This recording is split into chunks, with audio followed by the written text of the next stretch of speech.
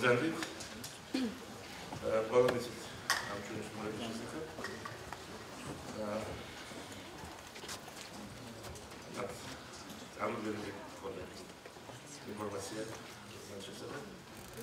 I want to welcome our guests and we have a full room of students, and there is some professors behind. Those students are main participants.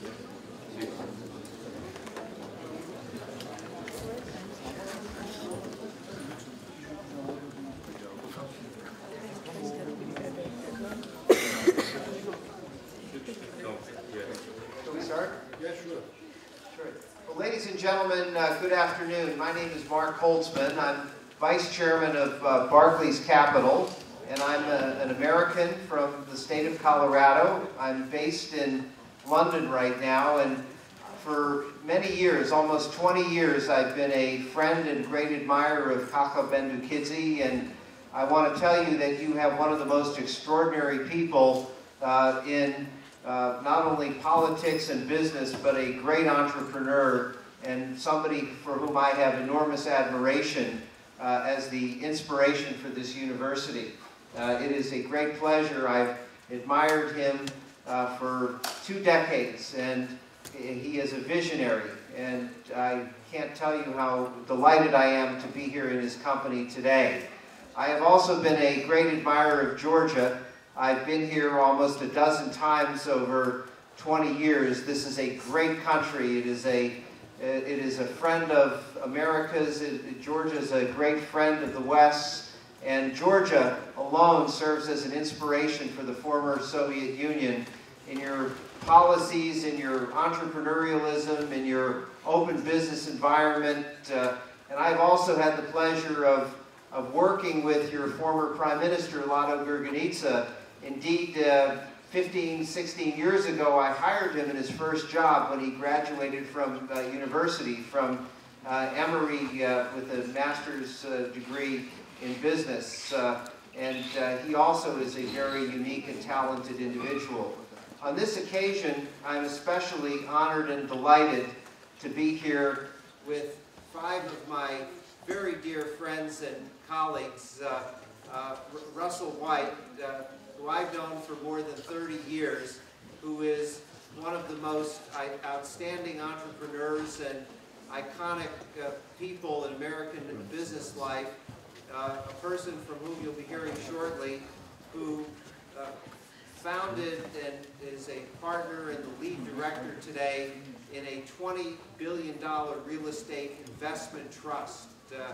Russ is someone who is enormously respected not only in the United States but around the world, and will have much to share with you today. The other gentlemen have equally impressive backgrounds. Steve Myers is one of a handful of people who built the cable television industry in the United States and around the world, and today operates one of the largest cable television and multimedia companies in the world, and I know you'll enjoy hearing from him. Jerry Hosier, to say he's a lawyer is very modest, but he's someone who has been one of the most successful entrepreneurs and attorneys of our time, and is a great investor and entrepreneur, and has much to share with the group. John Jacoby is the vice chairman of one of the leading investment banking firms in the United States, and has done business all around the world, and is greatly respected and has many words of wisdom to share with you.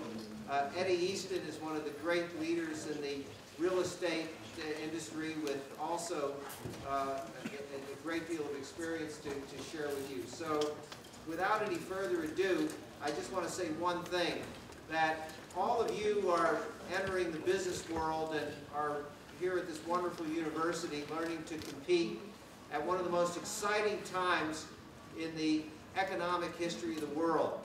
And there are many reasons for concern. Every day you pick up the newspaper or you go online and you read about challenging times and you read about defaults of sovereign nations potentially on the horizon, and you read about unemployment statistics, and you read about challenges in the Western world, in China, growth problems. Let me say this, that where there are challenges, there are opportunities. And I believe that you are going to be finishing with a first quality education at this university, and you are going to be entering the workforce at probably the most exciting time in all of economic history. And you're going to be in a country in Georgia that's going to be at the crossroads of East and West, North and South, the Middle East, Africa, Europe, Asia, where all of you are going to be equipped to do such incredibly exciting things. So take advantage of this opportunity that Kaka and your professors and others are offering to you, and seize the opportunity, and don't despair, but embrace the challenge that awaits you. And look at this, always look at the glass half full, 3/4 full, and just revel in the opportunities that await you. So let me turn the program over to Russ, and I think that each of us would like to share some opening remarks with you, and then Kaka asked us to just throw it open to questions, because this is, I think, today about what you have in mind and what you would like to ask of us. I can't say I know Georgia very well. I've been here 2 hours. Why are we here? There's something we have all in common, except for the fact we're from the United States, where we also either live or have second homes in Aspen, Colorado. 7 years ago, we were sitting around talking about the world, and we realized that we were very complacent living in the United States. And we really weren't learning and looking into what was going on around the world. Too many Americans are complacent. So we decided that we would take an annual, approximately 2-week trip.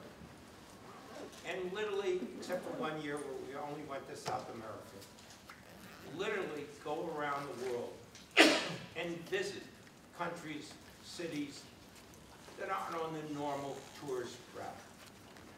That's why we're here, and we're delighted to be here, and we're very anxious to anything you have to say, please. Hi, I'm Steve Myers. I joined Russ in the fact that I've also never been here, and I arrived 2 hours ago with my friends here. My background briefly, I'm the founder of U.S. Cable Corporation, which is one of the largest independently held cable companies in the United States. I also am the founder of Smart City Networks. We provide telecommunication services to 55 convention centers in North America. And we do all the Disney's telecommunications.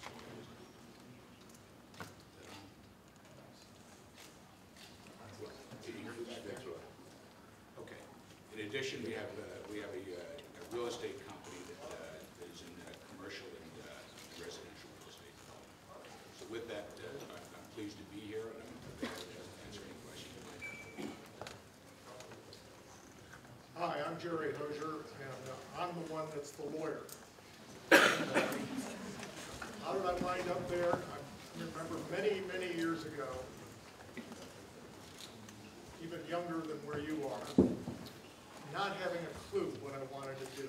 So if any of you don't have a clue for sure what you want to do, don't know what direction you're going to go, and don't know what the world holds for you, I can assure you that each of these individuals up here were in the same position at the same time.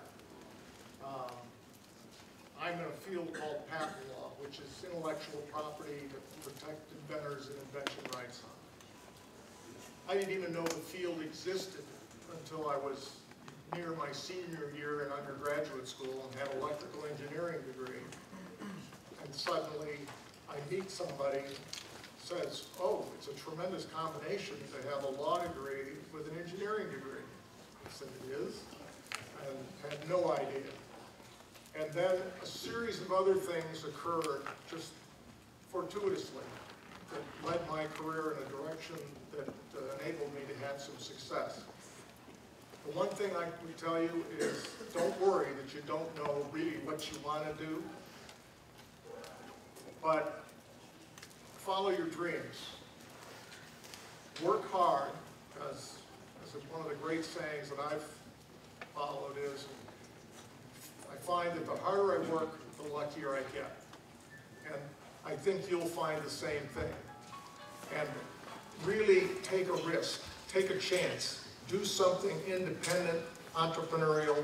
Don't just accept that you just get in a rut and do the same thing for a long time. Reinvent yourself periodically.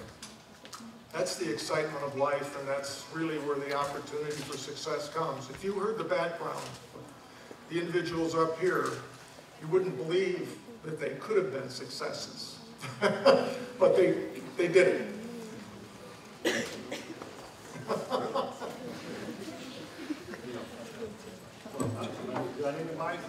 Does this work? It does. Good. Well, you know, I'm the business lawyer in the group. I've never really done anything. I've been an investment banker, investor, and you know, I've been very good at watching other people work. And you know, the key for me has been figuring out who could actually do something. But you know, some of the things we did is we were an original investor and underwrote a little retail company called Walmart back in 1970 when they were a very small company doing 30 million in revenues. And now, a generation later, they do 300 billion. So things can grow. And I think the most valuable asset you have is time. And I'd be happy to pay anybody $1 million a year if I could just have an extra year of life. So if anybody got 30 to spare, I'll take them. But so the valuable capital you have is time and youth. And if you move steadily in whatever your goals are, you're going to be successful.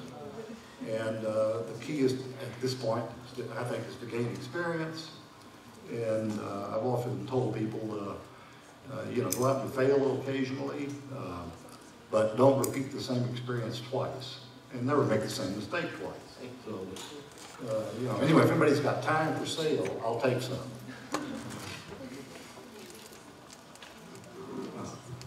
Thank you for having us. I echo everything that my colleagues have said. About 50 years ago, we were sitting in your seats, and as I look back on it, some of the things I would have liked to have known when I was your age, I'm just going to share some thoughts that have been meaningful to me in my life, is basically try and keep things simple. Life can get very, very complicated. If you try and keep things simple, I think it makes life much more pleasant. I've always ran my life over what I call the 4 F's, which is in this order: faith, family, friends, and fun. You got to do that, in my opinion, and it makes life better. The three words that I've taught my children that are ingrained in them and are ingrained in me that I think have made me successful, and probably everyone at this table and all of you, is just be trustworthy, committed, and caring. People want to do business with people that are that way, and they don't want to do business long term with people that are not that way. So I can leave anything with you. Just be trustworthy, committed, and caring, and try to be the best in whatever you choose to do. If you're the best and you're trustworthy, committed, and caring, everybody's going to want to be near you, and that's the way to be. Work hard. It's just very important, I think, to work hard and have fun at what you do. Try and choose some profession or some work job that you like doing. If you like it, it'll make life a lot easier. And I think of what you can give through life as you become successful, not what you can get, because you're going to get a lot more out of life than what you give than what you can get. I know that sounds kind of wrong at the stage when you haven't been very successful yet, but I think if you think of others, your life will be a lot more peaceful as you go through the process. And just work hard and try your best, and I hope 50 years from now you turn out like we did.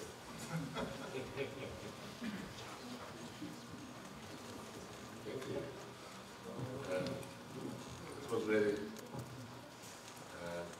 for your mission, not enough information. Maybe I have students with a lot of questions.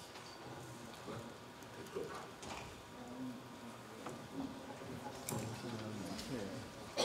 Looks better, looks better.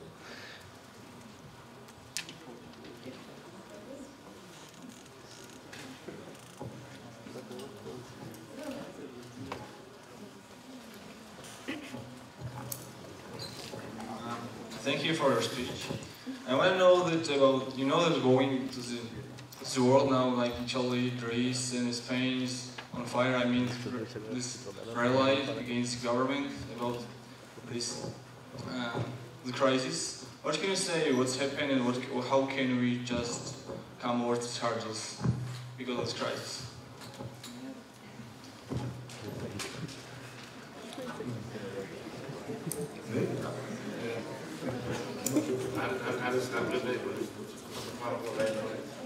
The question is, what can we do to come over this crisis, nowadays crisis? 2008 begins right now.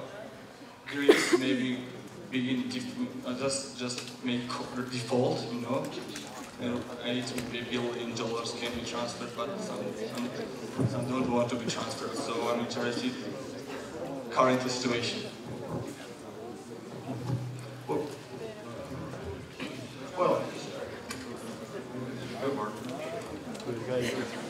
Well, are you asking about the current situation, like Europe, the debt crisis, and those sort of issues? And,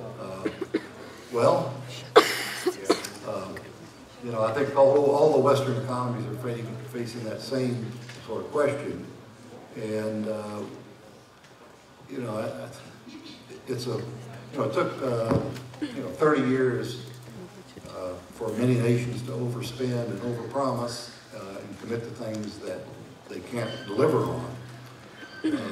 So it's going to take a while to get out of that, and you know, it takes in a democracy electing realistic leaders who we've had trouble doing that in the U.S. I might add.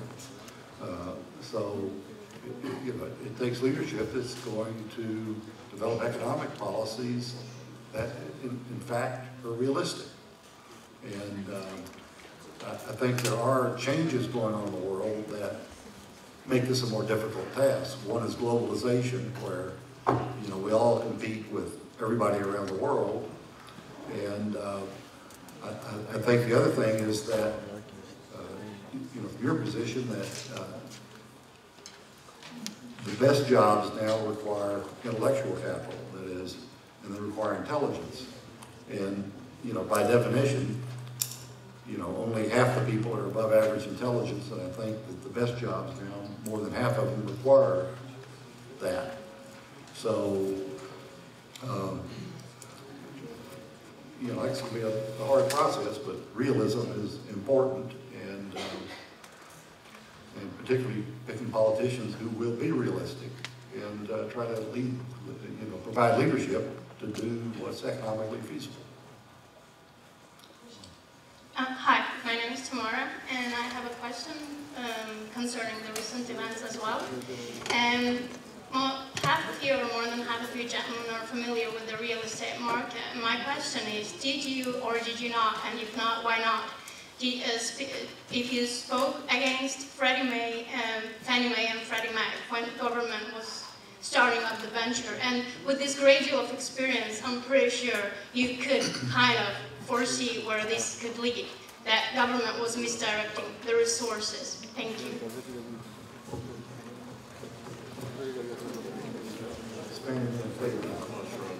Well, the question is, why did we let Fannie Mae and Freddie Mac screw up so badly? Is that the question? Well, Believe me, we wish they had none. And over the years, Freddie Mac and Fannie Mae provided a service. They did provide a lot of housing for a lot of people in America. It's just, it got out of hand, it got too big, and they were lending to people they shouldn't have been lending to at rates and values that they shouldn't have been lending. And with the reversal in the housing market, they were basically betting that housing market would keep on going forever, in which case their errors wouldn't have been shown as vividly.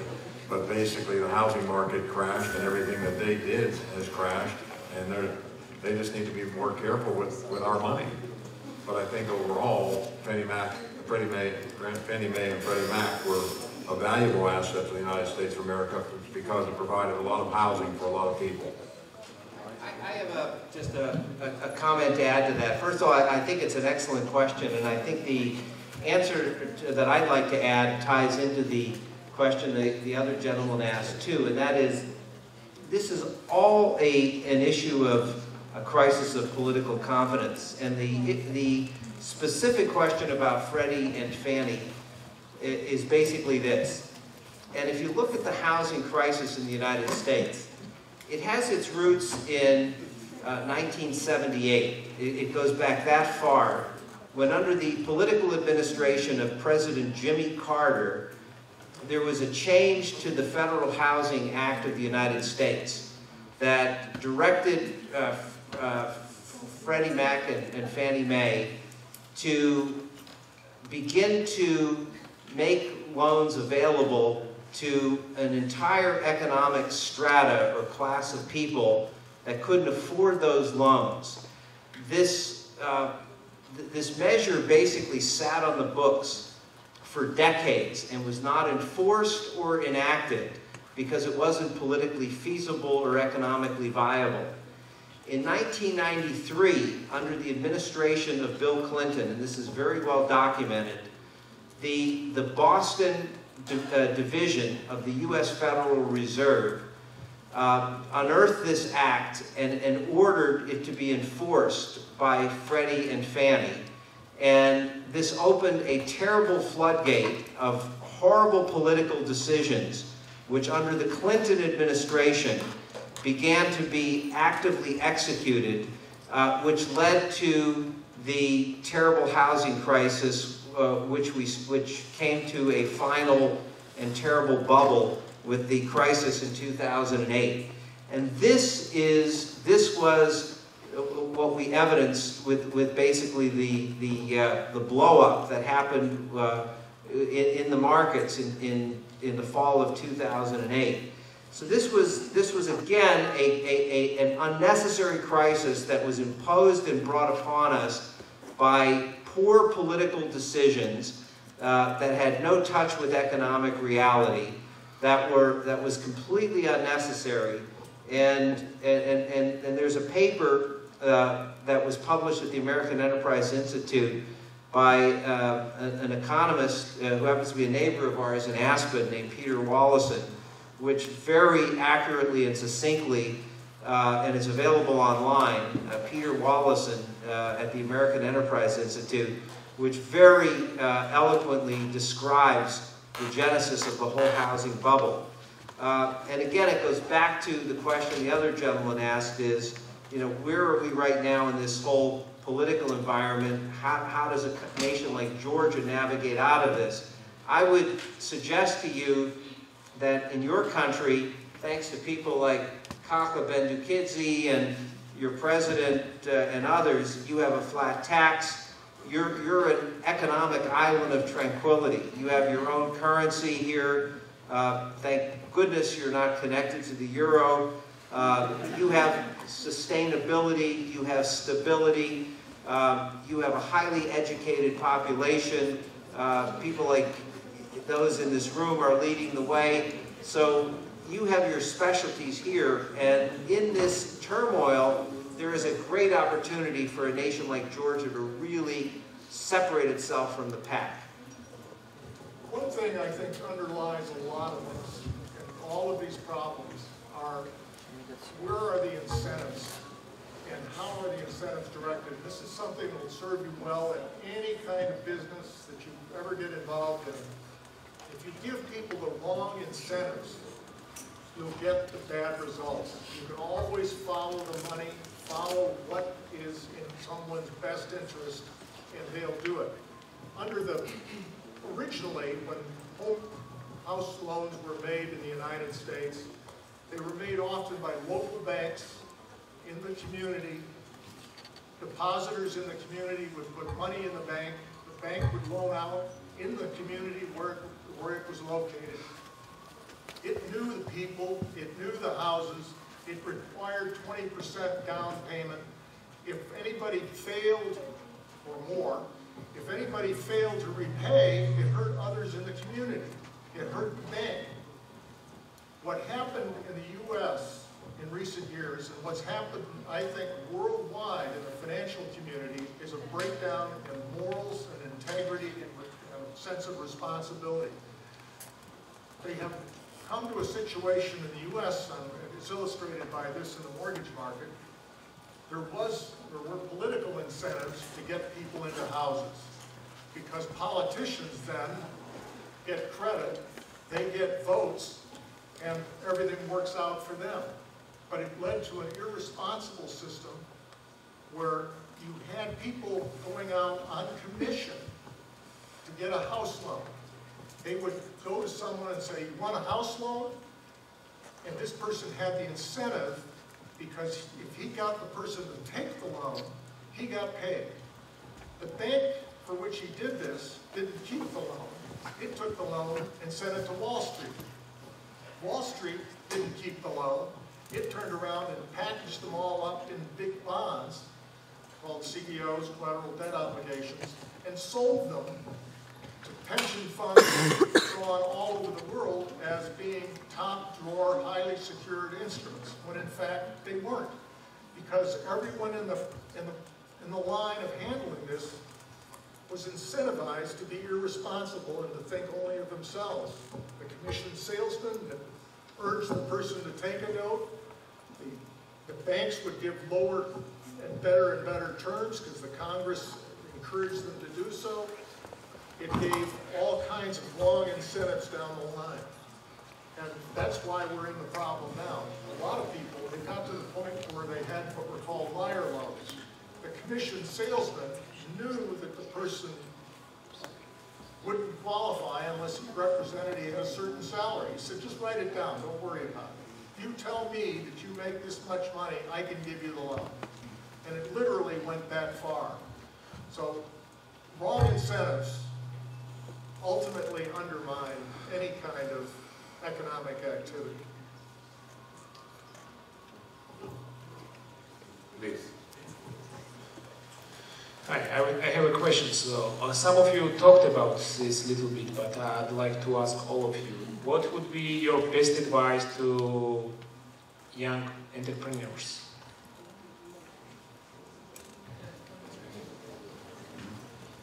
I guess my best advice would be don't be afraid to take the risks, and take the risks when you're younger. Take them when you don't have the responsibility of children, family, or having to support somebody else. It's easier to, don't be afraid to fail. I mean, I have a little plaque on my desk that says nothing is impossible.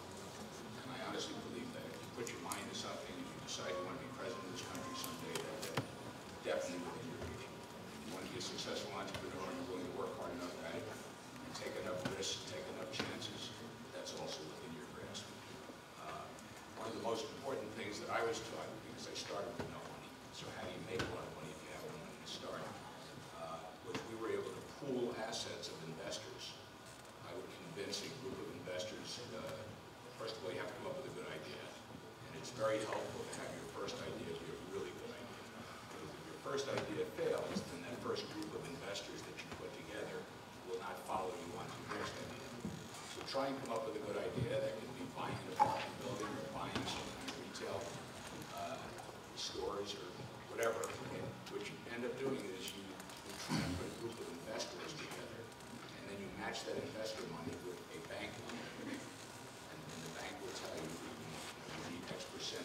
We lend you 70%, you have to come up with 30% of the deal. And there's an expression in the United States for that. It's called OPM, or the deal is right. you don't have any money yourself, and the only other way to make that kind of acquisition, or even dream about buying a company or something of that nature, would be to do it in that fashion. Or you would go and possibly raise money through a public offering someday once. That's another way to get additional money once you get going in the United States. So the concept of OPM or other people's money is invaluable. And this could start off on a very small scale, and then you build upon that, you build upon that. And you give the investors a very good return on the money. They get a priority return. They get their money back. They get some kind of coupon on top of that. And then there's generally a split on the tail end when you sell next to you or right of that. So I think that's great advice for young people who are thinking about starting a new business or trying to get involved with doing something entrepreneurial. All of you are going to have different talents.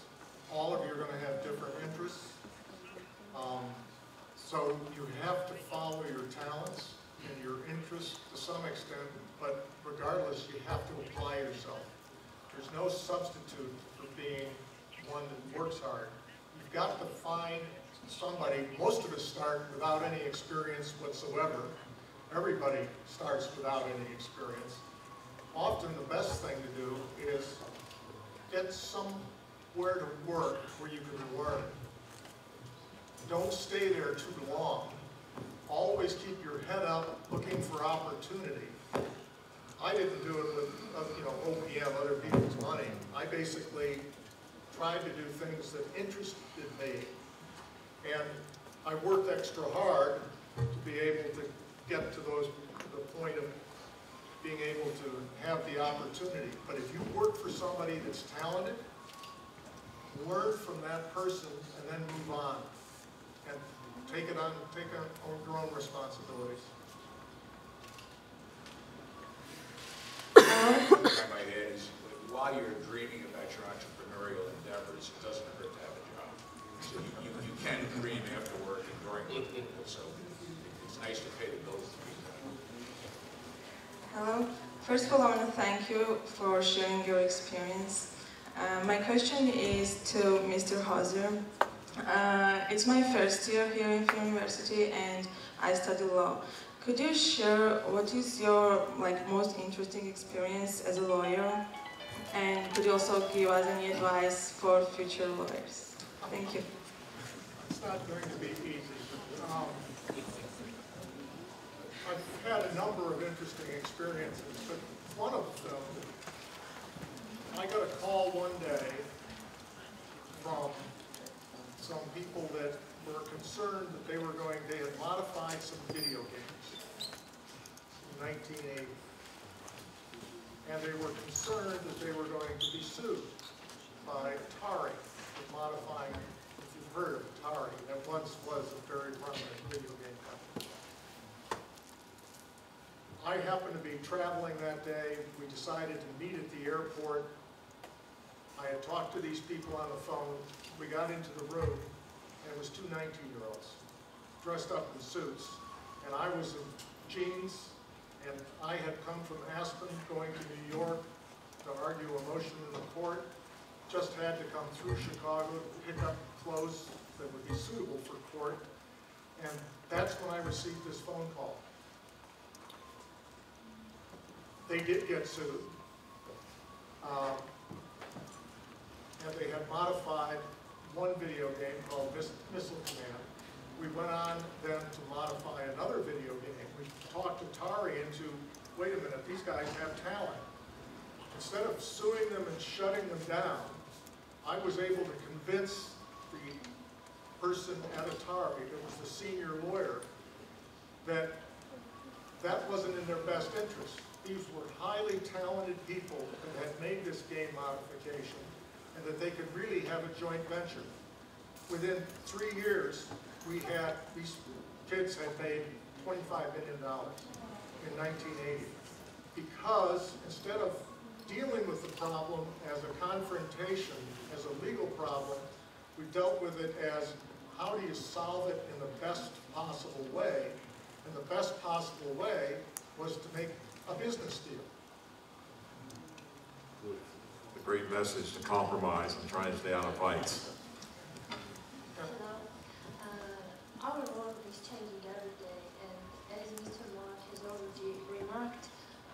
where are challenges, where are opportunities. I want to listen from you. I think that where is science, there is business. And how do you think, what is challenges in business? Is it biotechnologies or this, I wonder, this sphere, which sphere is more important now for business as globally? And as for Georgia, which sphere is more important, agriculture or tourism?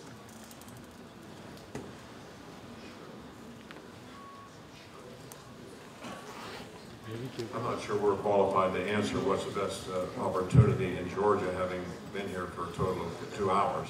But I do believe you all have more opportunities in the generation going forward than even we have. I think there's always going to be opportunities in agricultural and in tourism. I think whatever you love is the one you should choose.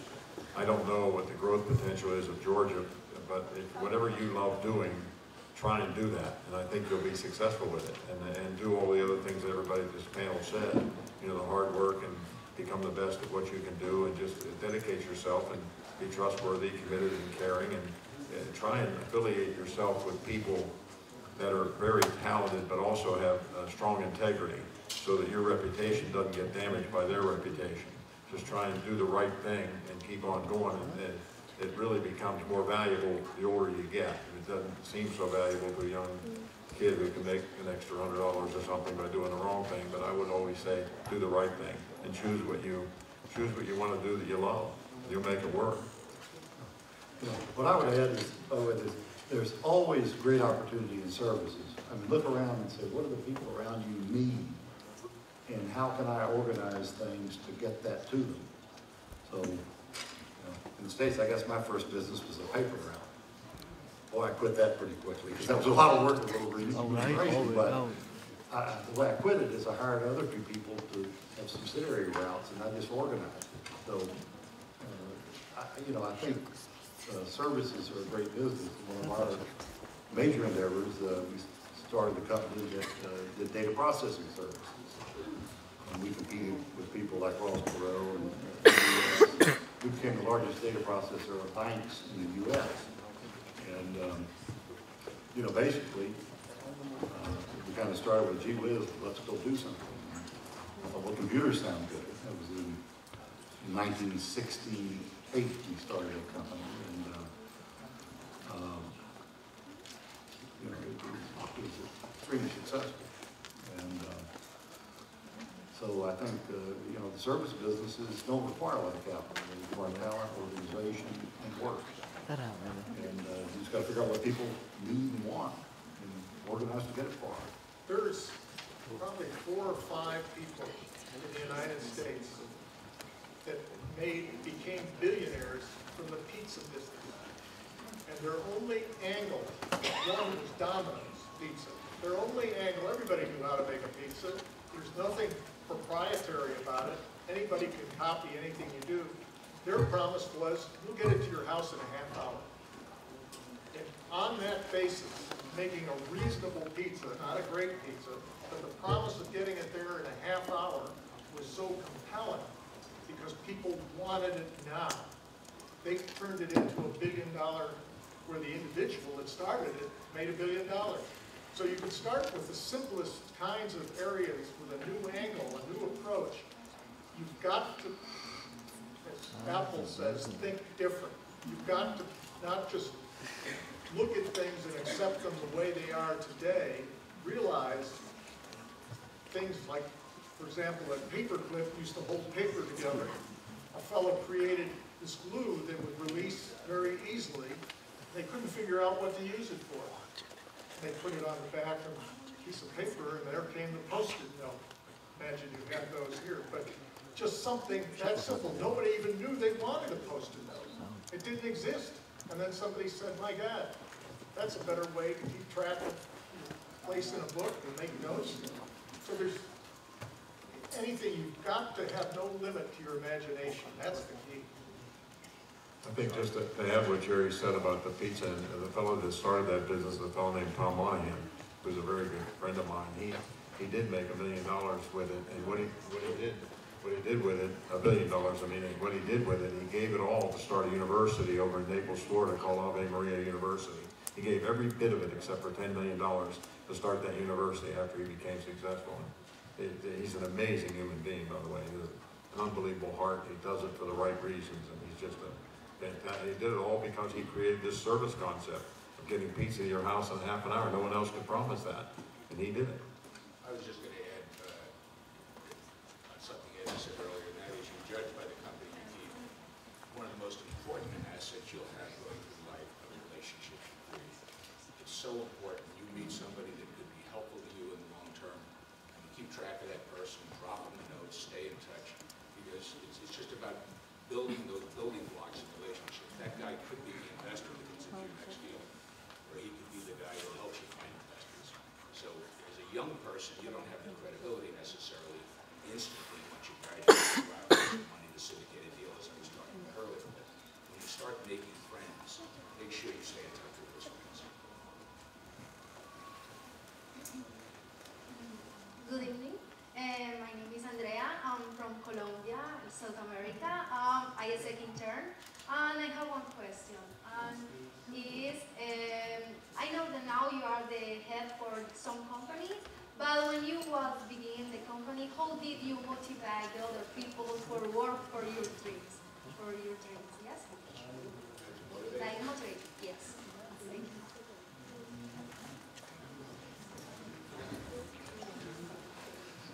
There's two ways you motivate people. You give them the spirit of the working with the company, and there's remuneration or paid money. I run a couple public corporations in America, and the way we encourage people, and we make it a nice place to work, we have a spirit of work, but we also provide stock options, which gives them an actual ownership in the business. This is a tremendous way that we motivate people in the states of public corporations. And in private corporations, you can make them partners in a junior fashion. They don't run the business, but they have an interest. The best thing is for that person to have a financial interest in that business. I'd like to just add something to something that's said here. In my business career, what is the best advice that I could offer you? My advice would be, always have some money in the bank.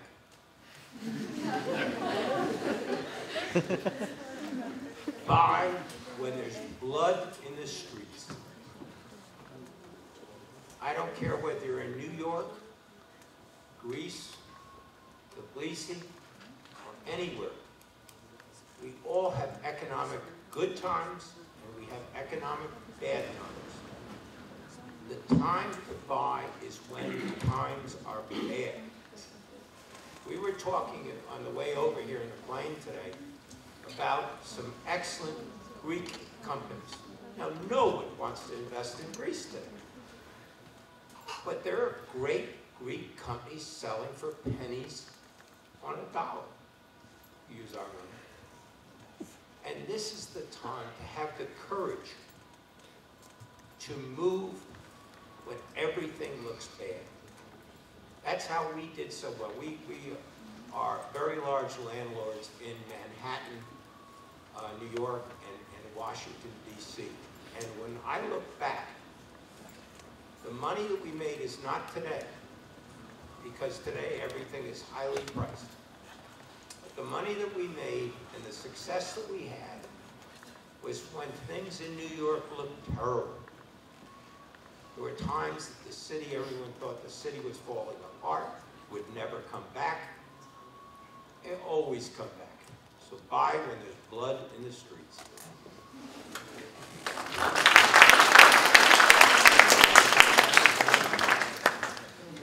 Excuse me, question.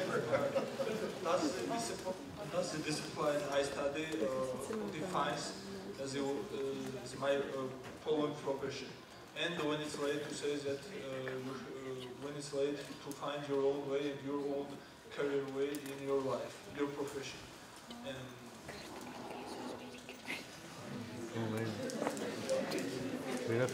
Well, that's the discipline you study, defines this sphere you will work in future. And when it's late to say that, when it's late to choose your own career profession. When is it too late? Yes.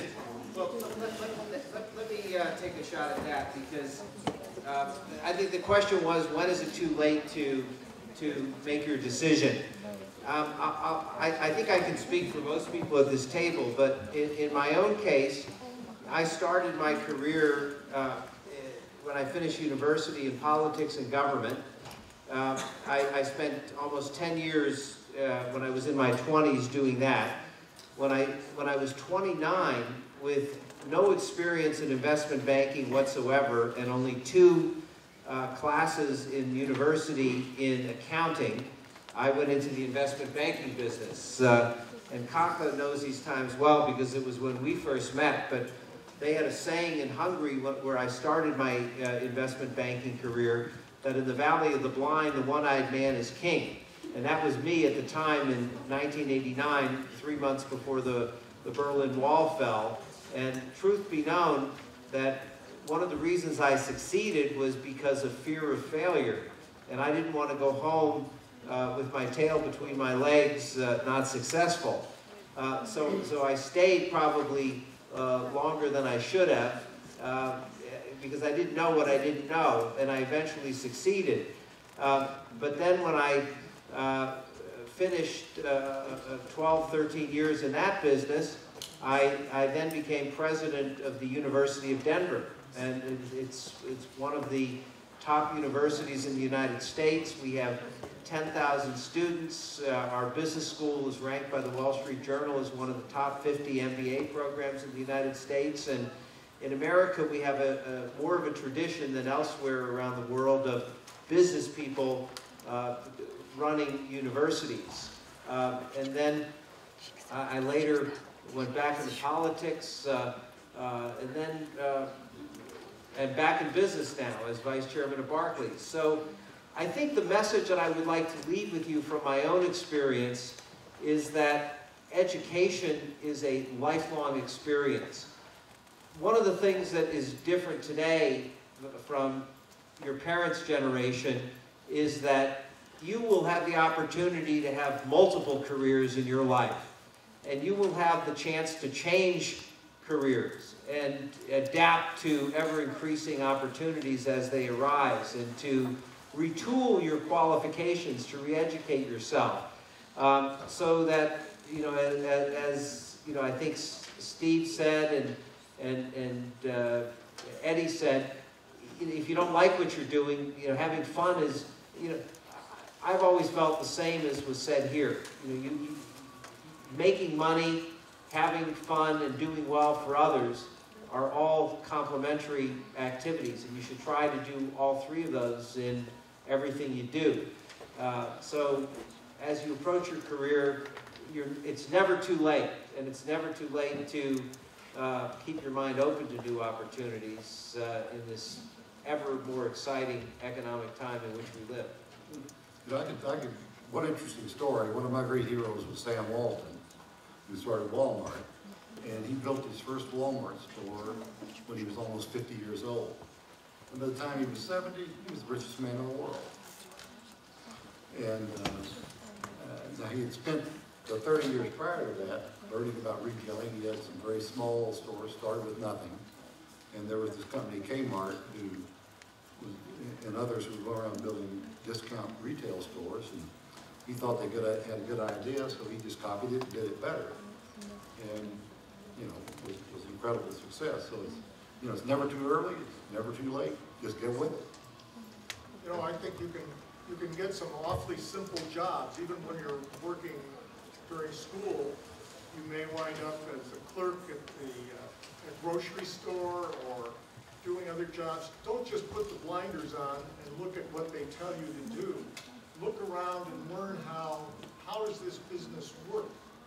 How could I do it? What do they do that they could do better?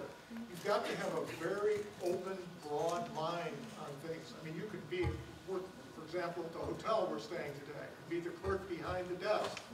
if all you think is about checking people in and just doing what you have to do and then going home and not looking around, you won't be the guy that ultimately owns the hotel, who ultimately runs a hotel. Look around, look at the wider problem, learn the business, don't learn a little job. Your life, at this point, in the U.S., my father worked for one company for 44 years. His advice to me was, go to work for a big company, work hard and stay there and they'll take care of you. That does not exist anymore, even in the United States. Your only skills, the only way you're going to succeed is keep building your own set of skills and lead to some independence where you're mobile and go from one job to another. You start as a clerk in a hotel, you turn out to be the person that can solve all the problems. You get a promotion. You keep moving on. That's the thing to do. Many, many people become complacent and just do their narrow job. I think that's very true, and my guess is everyone in this room, whatever your first job is, won't have any relation to your last job, I would think. The other thing that I would add is be very aware of your cash flow. To me, cash flow is the most important thing you can watch as you're growing up, and always try and take more in than you let out. If you have the cash flow, you can't get in trouble. If you don't have it, you get nothing but trouble. And all these comments about these countries that are in trouble are all because they don't have the cash flow. So individually, try and watch your cash flow. Don't overspend. Don't live beyond your means, and just be humble about your process. But watch your cash flow, because I think it's a very important, it's the most important thing you can watch, I think. First of all, thank you for your speech.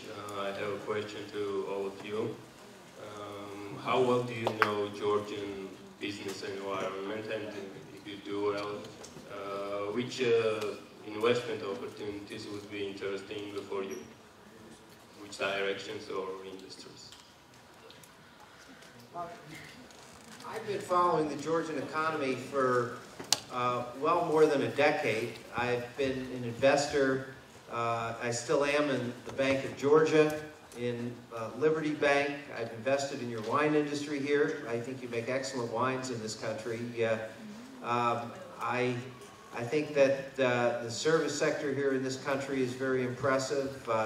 You obviously have great opportunities here in the transportation industry and the energy transportation field, pipeline, construction, your location here, Georgia's opportunity to be a service center, to be a financial regional service hub is tremendous, not to mention your agriculture potential, your tourism. I think your skiing here is a great secret to a lot of people that don't know how good it is. So, you know, I think there's a lot of upside potential here. And again, as I said earlier, I think one of the great benefits is that by having your own stable currency here, strong political leadership, a very democratic society here, that there's a lot that has insulated you here from a lot of the, I mean, not completely, because the world, as we've all discussed, is so interconnected, but relatively speaking, I think that there's a reasonable degree of a buffer that exists that will hopefully insulate you to some degree. Hello to everyone. I ask a question as a journalist, not as a student, and I have a question to Mr. Gerald Heuser. When he spoke about money in the bank while blood is flooding in the streets, no matter where, in New York or in Tbilisi. Well, I would like to remind you one occasion when there was a 2008 war between Georgia and Russia. All the accounts in the bank were frozen. How should we act in such situation? Well, if I understood the question, I'm not that knowledgeable what happened here. Is that what the question, what would I have done here? I might have used the wrong expression, blood in the streets.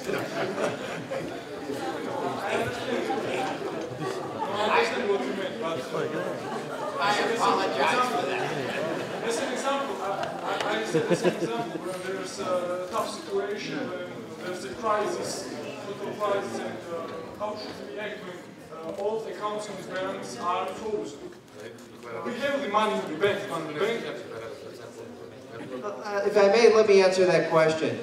And Kaka, correct me if I'm wrong here on the numbers. It's a very good question.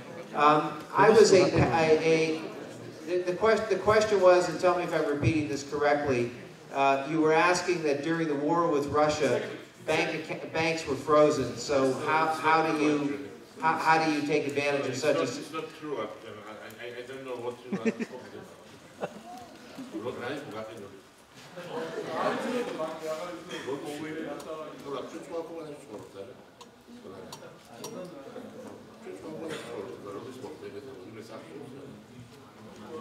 Well, let me give a real life example, if I may.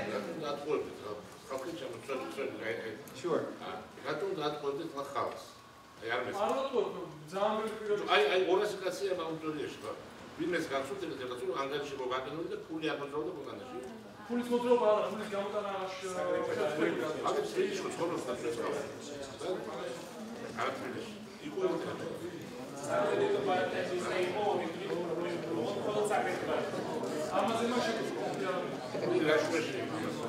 Kafa, what is the share price today of the Bank of Georgia?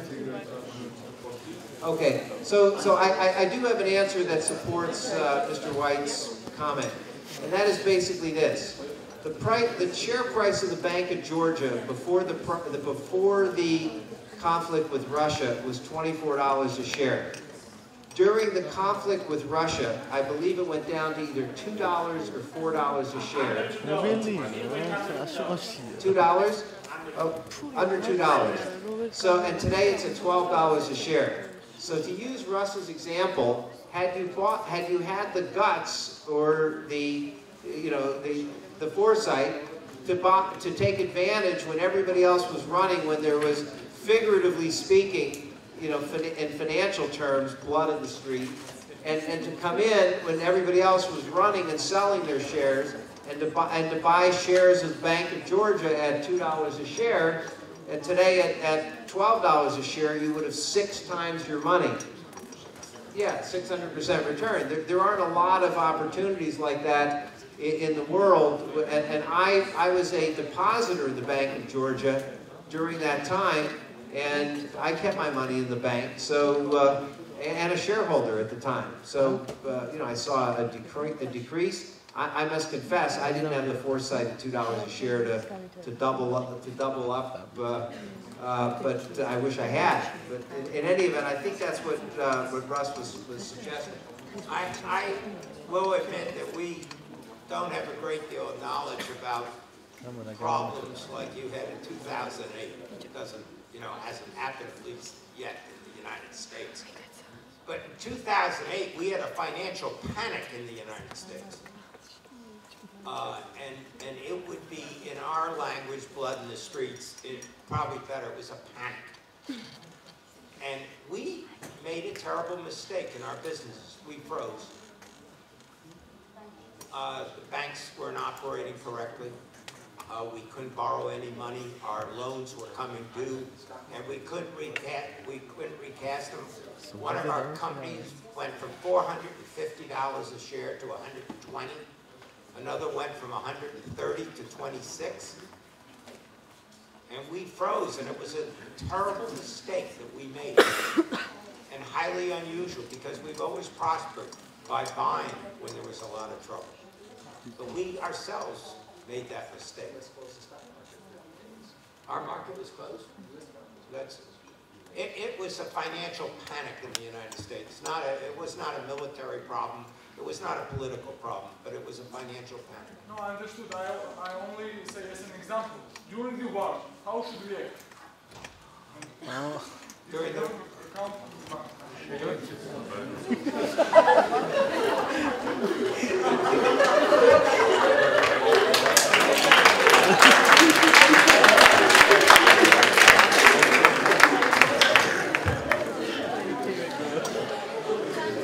I still didn't hear what you said. What was it?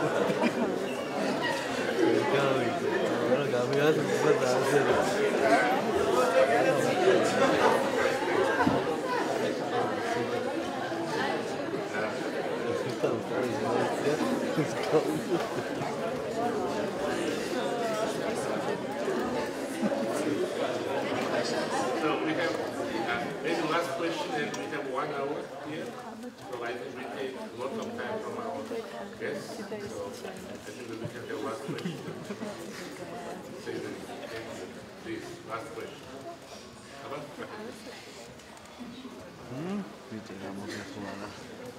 Okay. My name is Misha Sakuria. I'm Vice President at ISEC in Georgia.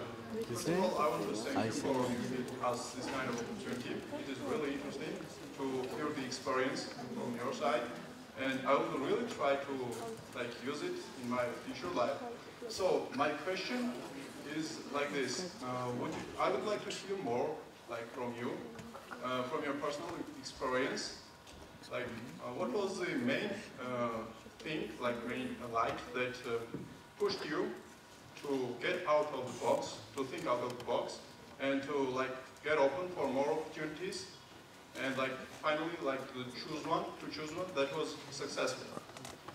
So I would like to hear this from all of you. Thank you.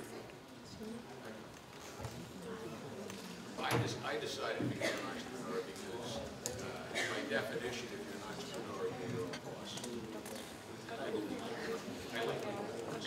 So decide that you're going to do your own thing. You're an entrepreneur. By definition, you're your own boss. Which means you take your own power. You work as hard as you want. Could you get closer to the microphone? Okay. Did you hear my response? Or? Oh, I'm sorry. Okay. I said I became an entrepreneur because, by definition, an entrepreneur is his own boss. So you're not working for somebody. Now, initially I worked for somebody, but then quickly decided that I thought it was in my best interest to be my own boss. So one of the biggest things that comes with entrepreneurship, mostly, for me anyway, was being my own boss.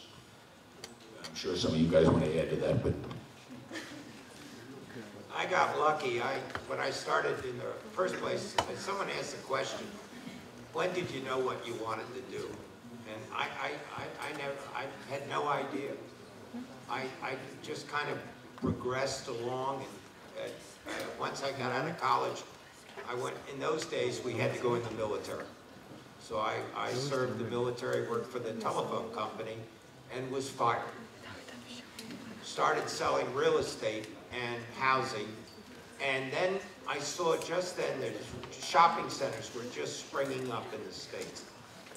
And I said, my gosh, there's a tremendous need for shopping centers. And we started to lease stores to chain stores.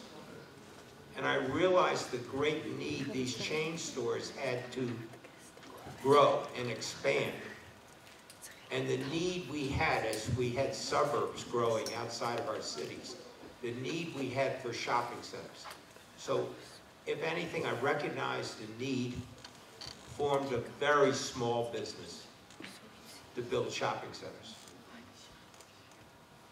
I think everybody's experiences are a little different. Mine was kind of strange. I worked for Eastern Airlines as a ticket agent when I was in college because I was trying to take care of my family's needs. And as a ticket agent, I'll never forget the experience of a fellow walked up to me and said he left his camera on the plane. Could I help him? And I didn't understand the protocol. I should have called somebody, but I left my ticket counter and went down to the plane to see about the camera. And when I got there was a fellow working on the plane that looked to me like he was trying to steal this camera. And I said, sir, that camera belongs to this gentleman. Can I please have it? He said, what are you doing here? You don't belong here. You're supposed to be out there. This is none of your business. I said, wait, excuse me. Excuse me, sir. We're all working for the same company. We're not supposed to steal the guy's camera. And so anyway, I didn't get in a fight, but we did push each other a little bit. And I took the camera and gave it to the gentleman. And the message to me was I knew I never could work for anybody else. I never could work for a big company if this is the way they were going to treat people. And it basically led me to believe I should be my own boss. And I think being your own boss has a lot of responsibilities, by the way. It's not for everybody. And most people are not their own boss. And we're here because we're our own boss, but that's our personality. And we're 50 years later from where you are talking about how it worked for us. It doesn't mean it's going to work for everybody. And working with other people, not being your own boss isn't a bad thing either, but I think I would echo what Jerry says. Don't just go there and be a robot. Go there and have a vision about how you can make that place better. Thank you.